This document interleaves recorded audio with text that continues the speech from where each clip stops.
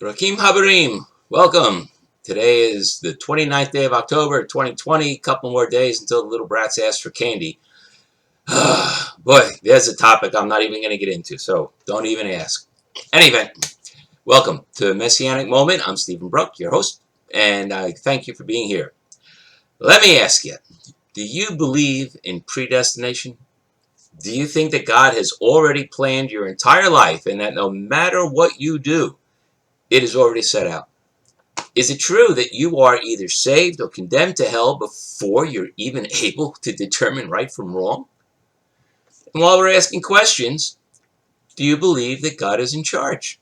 Is God really running the show, making the decisions every moment of every day and ensuring that all he wants anyone to do is being done just the way he wants it?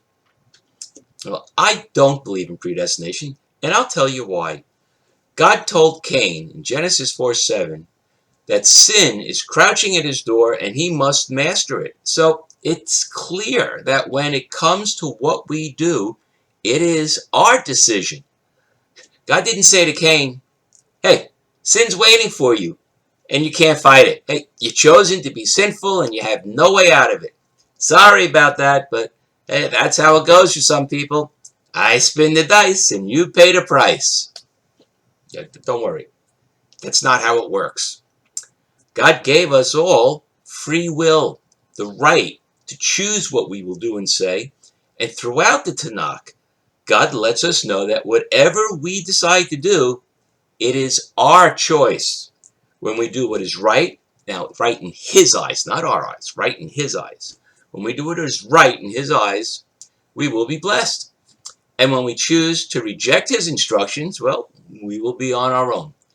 The world is a fallen and cursed place under the dominion of the evil one. Remember, Satan was thrown to the earth. And when we reject God, we lose the kippur, the covering of God's protection. God doesn't curse us when we disobey, really. He just leaves us unprotected from the world. So no, if God gives me the right to choose what I do, then is he really in charge? Oh, yes and no. Yes, God's plans will be fulfilled and the way he wants them to be fulfilled. Yet, while we are waiting for that day, we have the ability to do what we want to do. I once heard that God is the captain of a ship that is going from here to there.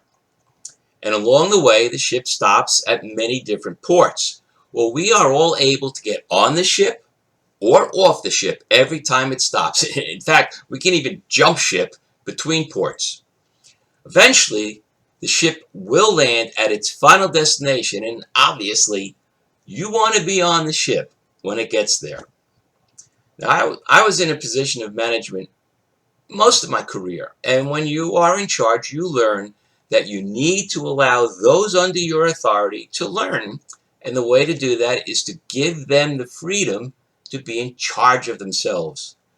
I really believe the best boss is the one who can let people make their mistakes and still correct those mistakes before the mission is compromised. Now, being in charge often means ceding authority to others so that they can become leaders in their own right. Micromanaging never works out well for anyone. And God is the absolute best manager of all, because he knows everything you will do before you know it yourself, but he is willing to allow you the freedom to do it, even when it may result in pain.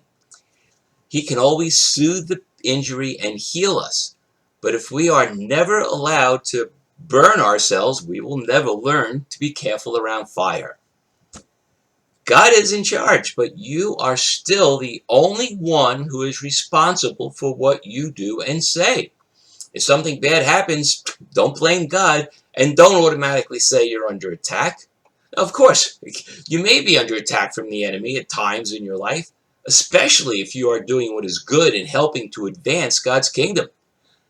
But, if you ask me, for the most part, when bad things happen to good people, it's just that, well, maybe the good people have slipped a bit. Or as the saying goes, stuff happens. Like I said, we live in a fallen and cursed world. Every now and then, bad things will happen. You can't you can't walk through a field of sheep and not end up stepping in something now and then. And according to the Bible, it's only going to get worse. So remember that you are the only one who can blame for what happens to you. Right? You can't blame anybody else. You can only blame yourself. So the answer to today's question is that God can be in charge of everything whenever he wants to be. But when it comes down to your life, he will take charge only after you ask him to do that. In the end, the one who is really in charge of you is you. And thank you for being here. Please subscribe. Click the icon here for the YouTube channel, but go back to the website, click the subscribe button in the right-hand margin because these are different lists. Share my messages and check out my books. If you like what you read here, you will like my books as well. So until next time, V'hitrot and Baruch Hashem.